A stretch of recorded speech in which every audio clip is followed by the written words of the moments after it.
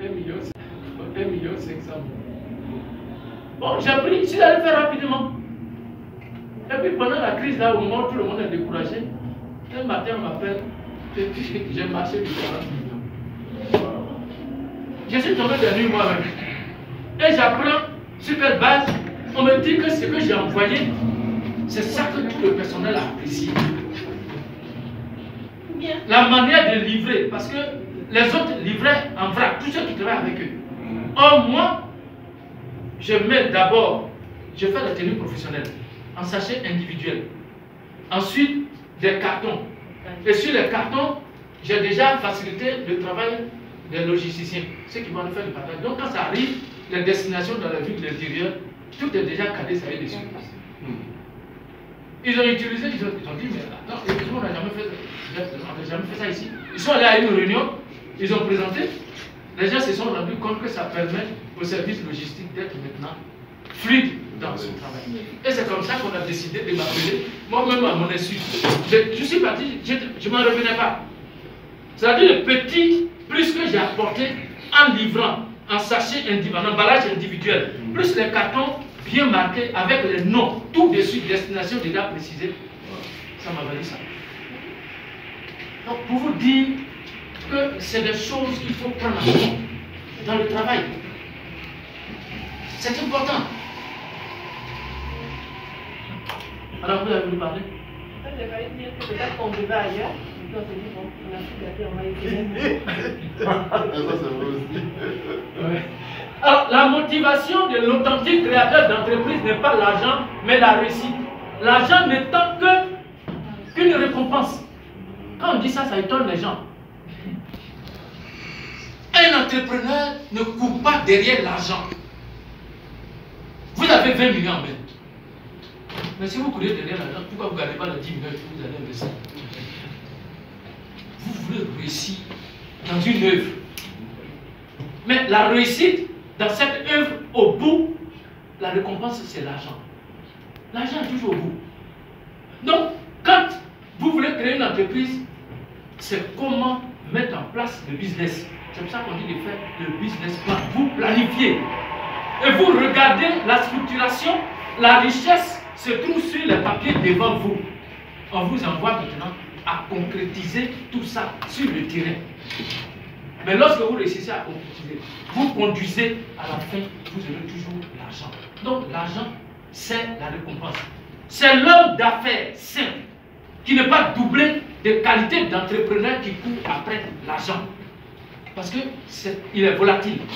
Lui, il a une opportunité, il saisit, quand il fait disparaître, il ne sait même plus où il est parti. Lui, il court après l'argent. Mais l'entrepreneur, c'est quelqu'un qui bâtit une structure et qui engage toute une équipe, et cette entreprise passe dans l'étape de pilotage automatique, c'est-à-dire que l'entreprise fonctionne sans lui. Je ne suis pas là-bas, mais mon entreprise évolue. Je ne serai plus là. Le cycle n'est plus là. Paix à son âme. Il ne te bénéficie plus. C'est de ça qu'il s'agit. C'est ça un entrepreneur.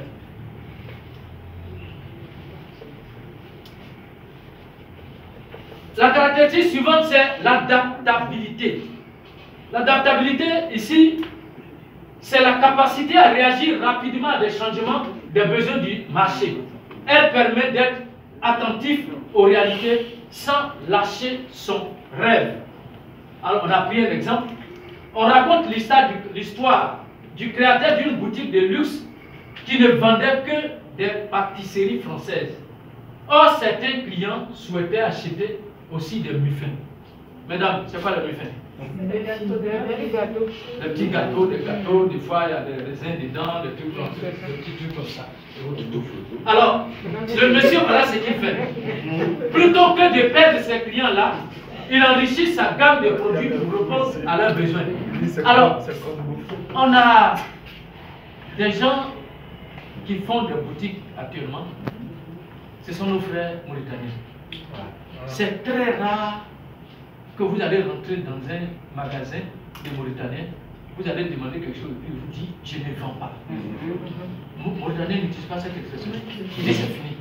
En Il y a de la colle. Peut-être la colle là, il dit c'est fini. Mauritanien ne dit pas je ne vends pas. Il dit c'est fini. Alors, est-ce que vous savez que ça leur permet de faire leur propre étude du marché? On vient demander, il vient maintenant, il prend et l'approvisionne. C'est-à-dire que les clients, en venant, lui ont permis d'avoir une nouvelle opportunité de vendre un produit. C'est ça, oui. Monsieur, nous aussi en marketing, ça nous permet aussi de les avoir aussi sur ce terrain-là, parce qu'on crée ce qu'on appelle les clients mystères. Quand on veut faire passer un produit, on envoie des personnes lambda pour demander après un produit plusieurs fois, parce que peut-être que lui il est réfracté, il ne veut pas, c'est pas un truc, voilà. Et puis la mesure on crée le client mystère, et puis après maintenant, on voit que lui-même il passe la commande du produit après. Très régulièrement on fait ça aussi. Ça c'est quand c'est même du côté du marketeur, et ils ont des produits des fois même pour faire sortir ces problèmes. Parce que les structures de proximité des consommateurs c'est eux, mais ils sont des fois réticents. Ils sont réticents parce qu'ils ont une certaine tradition avec certaines structures pour des produits de base. Et c'est la technique, effectivement, d'approche qu'il faut utiliser. Envoyer des gens comme des vrais clients qui ne sont pas en réalité, mais c'est pour permettre de rentrer.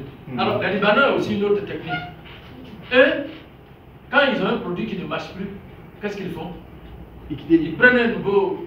Quand il y a un nouveau produit, on est en pleine fin d'année, le type, il vend des produits qui n'ont rien à voir avec les jouets et autres, tout ça. Et puis qu'est-ce qu'il fait? Il casse les prix qui sont dedans, il met les jouets à la porte. Quand on va partir pour payer les jouets, on est obligé de regarder là-bas. Et donc ça lui permet de déstocker parce qu'il casse les prix qui sont dedans. Et ça devient une sorte de produit associé. C'est-à-dire tu vas, tu payes le jouet, mais comme il y a un produit qui est moins cher dedans, tu prends, tu mets ensemble. Ça c'est aussi une technique qu'ils utilisent. C'est vrai qu'on n'a pas mis ça dans le livre, mais c'est une technique des produits et des choses, des ventes associées. Je parle bien compris. C'est-à-dire que vous êtes le Libanais, vous avez un produit, le cache-nez que vous avez là. Vous vendez, mais les gens ne viennent plus trop là. On se va en fin d'année, les jouets, tu sais que tout le monde va se jeter dessus. Alors, pour attirer les gens vers ton magasin pour rentrer, pour voir les cache-nez stockés là-bas, vous prenez maintenant les jouets et puis vous vendez dans votre magasin, surtout à l'entrée même. Donc, quand on vient pour regarder les jouets, vous attirez l'attention des gens et ils rentrent là-bas et disent ah, mon cache-nez, non, maintenant c'est 100 francs, c'est plus de 100 francs. Et puis, on prend ça comme un produit associé. Voici comment ils font. En fait, c'est un appart. C'est un appart. Alors, ensuite, l'autorité personnelle. L'autorité personnelle, pour un entrepreneur, c'est la capacité à créer des règles et à fixer des buts. C'est la capacité à faire agir les autres en veillant au respect des règles et à l'atteinte des buts. Alors, je vais vous dire, c'est la réalité qu'on vit sur le terrain. Quand on crée nos entreprises et puis on embauche le beau-frère, la belle-sœur, la petite-sœur et autres, c'est ici que se trouve notre gros problème. Et des fois, on perd notre entreprise pour ça. La belle-sœur voit le patron le vendredi soir prendre 1 million dans la caisse. Et puis, c'est elle qui est comptable. Ou bien c'est elle qui a la caisse. Quand le patron prend pour lui, il s'en va, elle aussi elle prend pour elle. Le patron constate, mais comme c'est sa belle-sœur, il ne sait pas comment dire. Et puis, on enfonce. Au moment où on se rend compte, c'est trop tard. Parlable entre monsieur et madame à la maison, parlable entre monsieur et la belle-sœur, parlable entre monsieur et la belle famille, parlable entre monsieur et sa propre famille. Parce que la propre famille dit, toi, tout l'argent de société là, c'est à tes beaux-parents qui donnent. C'est ce qu'on vit, c'est la réalité. Je suis coach d'entrepreneur, c'est des choses, des fois quand vous allez, quand on vous explique des choses, ça fait, c'est dur. Bon, mais comment je vais faire? Comment je vais faire? Mais ça, c'est parce qu'ils ne sont pas suffisamment formés. Ensuite, vous avez la passion. Certains d'entre vous, vous avez des groupes, vous en avez parlé. La passion. La passion, elle met en mouvement le créateur d'entreprise et le maintient sur la voie qu'il s'est tracée. Elle lui donne la capacité de convaincre les autres à adhérer à son projet. Vous n'allez pas voir quelqu'un pour lui demander de s'associer à vous, ou bien vous donner un peu de finances, ou bien donner son expertise, et puis vous lui parlez de façon amorphe. C'est-à-dire qu'il ne sent même pas que vous-même vous êtes passionné par votre affaire. Mais ne lui demandez pas de se mettre avec vous. Quelqu'un qui veut vous donner son argent, il veut sentir si vous êtes passionné. Et dans les jurys, c'est comme ça que des fois aussi, on élimine beaucoup de candidats. Il arrive, bon, mesdames et messieurs, mon projet c'est vendre du riz. Et puis il a arrêté là, il faut le faire. Il veut que vous lui demandez c'est quel type de riz vous allez vendre. Comment vous allez vendre. Mais si c'est pour ça, vous avez 4 minutes pour présenter. Et vous avez 4 minutes de questions. Nous, on vous laisse, quand les 4 minutes sont finies, si vous êtes resté là, les 4 minutes là, on va prendre pour vous poser des questions. Des fois, c'est une seule question. Comme vous n'avez pas expliqué les choses dans les 4 minutes, vous êtes obligé d'expliquer une seule question qui va prendre les 4 minutes.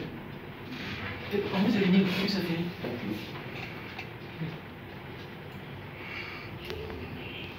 Elle ne peut certes remplacer la planification, mais elle permet de maintenir le cap sur le but à atteindre et d'obtenir des autres qu'ils examinent nos plans.